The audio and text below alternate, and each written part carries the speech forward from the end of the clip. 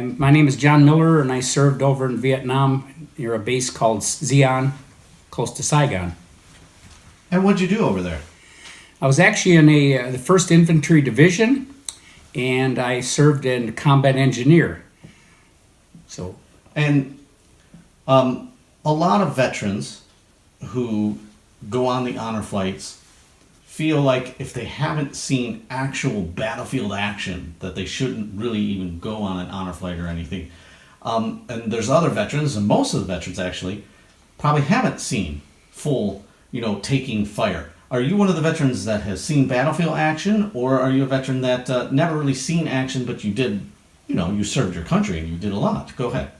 I was in Vietnam, and I didn't see a lot of action per se. I Right. had only one time that I had rounds coming in when I was out in the field, and I was there at the Tet Offensive in May of '68, and that we had incoming rounds then, so we had hit bunkers, but never had to shoot at anybody or live ammo coming in. So.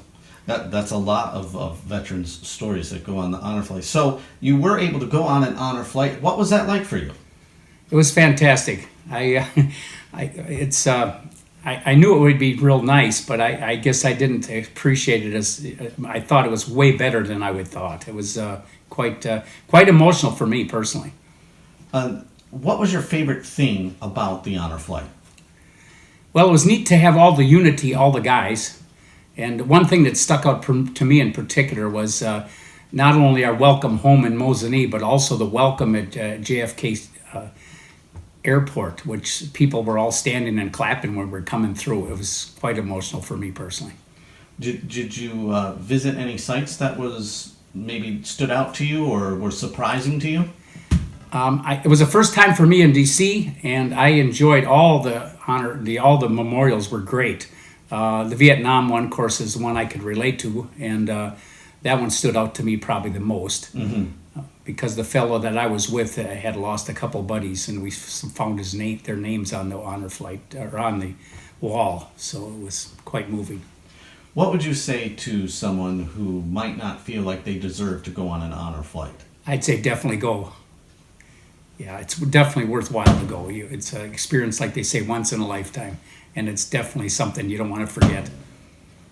And on your flight back, I know a lot of veterans, and you've already mentioned this, you're greeted by a bunch of people. And we know that Vietnam veterans didn't really get to experience that actually during the war. Did that have an impact on you? And what were your memories of when you returned home from Vietnam?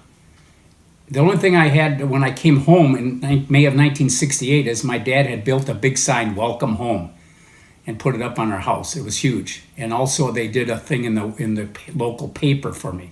But other than that, there was not much said. Mm-hmm. So when we had this big hurrah on the honor flight to come into Mosinee and see these people standing there welcoming home and saying that to you and saluting you, shaking your hand, it was overwhelming, to say the least. I would bet. One of the biggest tragedies, obviously, is that our Vietnam vets did not get the honor like most other veterans have received. And that, I think, probably is extra special for Vietnam vets compared to other veterans who've gone on the honor flight. So, one last thing.